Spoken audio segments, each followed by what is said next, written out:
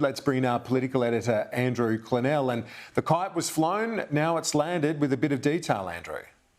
Finally, we have this announcement on superannuation tax changes, Kieran.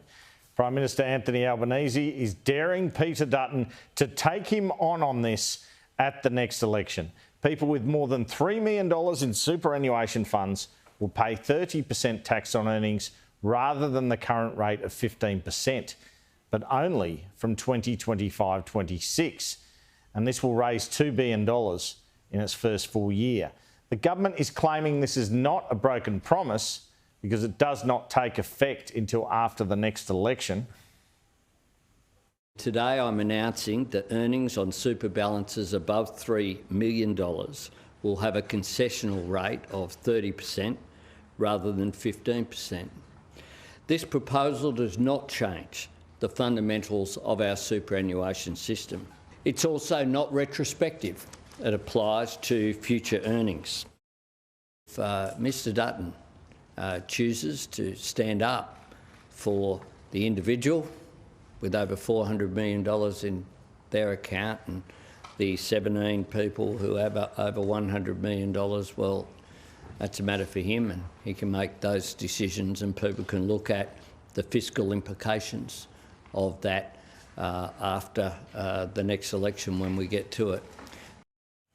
So the PM used these examples of one person with more than $400 million in their super account and people with $100 million in them as reasons why he had to act, despite promising no changes to superannuation tax before the election.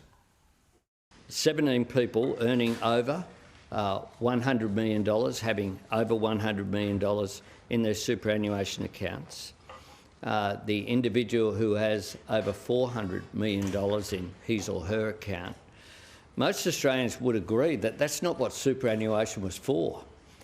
It's for people's retirement incomes.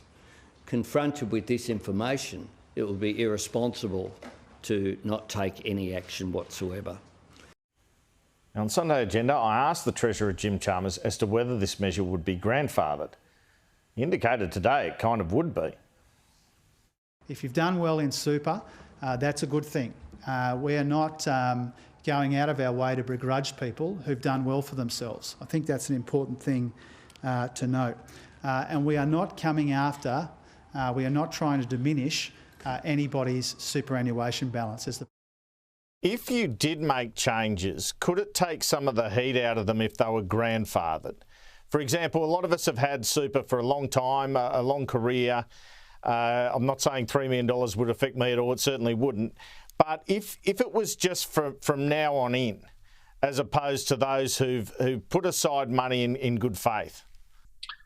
Well, clearly that's one of the things that gets put to us from time to time when we think about superannuation and the sustainability of these tax concessions. It shouldn't be beyond a responsible government of either political persuasion to consider these sorts of things. Again, haven't taken it. The Treasurer made the point today that increasing interest rates means that the $1 trillion of debt the government has to service, partly due to the pandemic spend, is increasing in cost. The superannuation tax change is not a broken promise, the government argues, because it doesn't come into effect until after the next election, but they are going to legislate it now. And so even if the coalition won the next election, if they don't control the Senate, they couldn't overturn it. So it's not as clear-cut as the government says. Now, this measure could include defined benefit schemes as well, the Treasurer said today, with the government to investigate that. That would make it somewhat broader and means it could even ensnare the PM. On the defined benefit scheme, is this a message to, I mean, obviously your opponents are going to talk about the very generous defined benefit scheme that the older politicians, no offence, but you know, those that have been here for a while.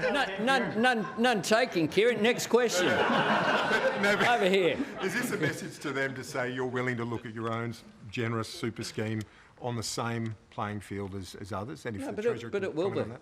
It will be. It's not. There's nothing subtle about it, and it's not about me or any individual. And I think that it's about the system, and we'll look at that. We've asked Treasury to look at that. He said later on he'd put Kieran in the luggage on the India trip that he's about to undertake with him because he'd called him older. But it does beg the question here when they say they're going to investigate having defined benefit schemes in this, Kieran. How rushed is this? Because if it had been planned for some months, surely they would have worked that out by now. And will public sector unions, for one, arc up about that?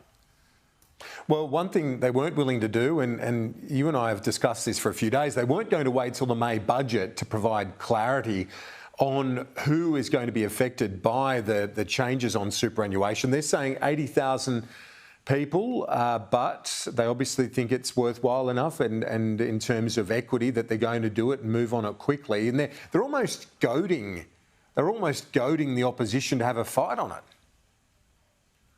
They are. It's an interesting strategy, isn't it? Look, I think it does become about equity. I mean, the Treasurer is trying to say it's about revenue, Kieran.